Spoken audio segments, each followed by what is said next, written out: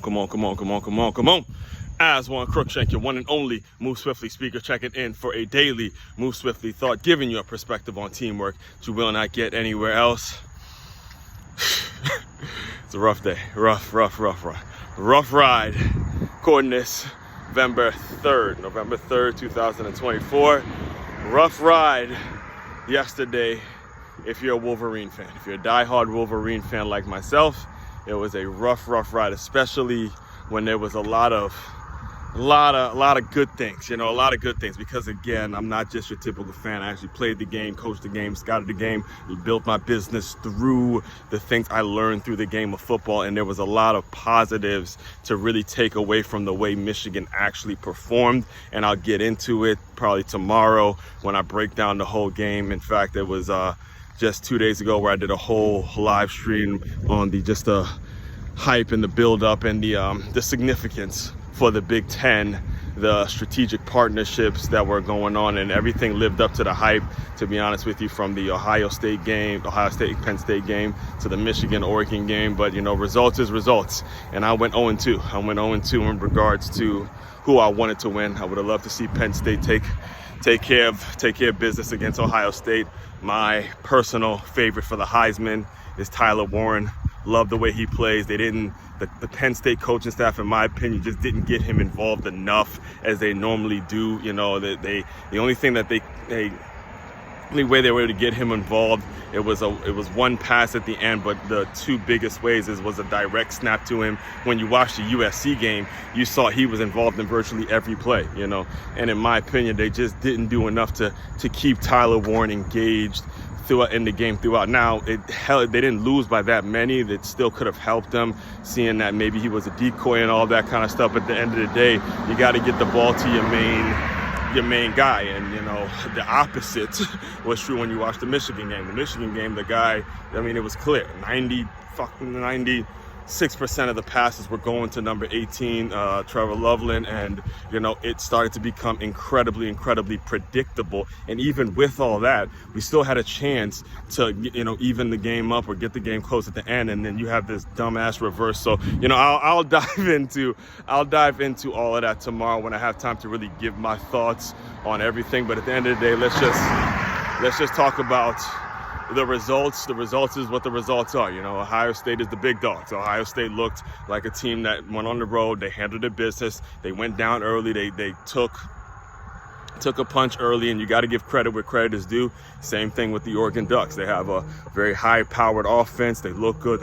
Both of those two teams look like they are going to be competing again for a national championship. It looks like to be them, Georgia, Texas, and probably if there was a 14 playoffs, I would say it'd be Oregon, Ohio State, Texas, and Georgia in terms of what the four best teams in the country right now. Again, it's college football. Anything can happen on any given weekend. But what I want to discuss with you guys today is the ability to just simply accept it, bounce back after a rough one. Are you a real fan? Are you a true fan? And this extends actually beyond just being a fan of a team, but this extends actually to your business and how loyal you will stay to your business, how loyal you will stay to your family, how loyal you'll stay to everything that's around you. I actually went to a Penn State bar to watch the Penn State Ohio State game, and you saw loyalty there. Even though them dudes ain't won a big game in years, you still saw guys who bleed that Nittany Lion blue and white, and they love their program, they love their organization, they love their university, they love their school. You saw families there, you saw generations of people, kids there at the bar hanging, and that's what it's all about. That's really what it's all about. It's about the fellowship. It's about the getting together. It's about the screaming at the TV and during games. And it's always going to be about love and, just that camaraderie. And, when it comes to the results of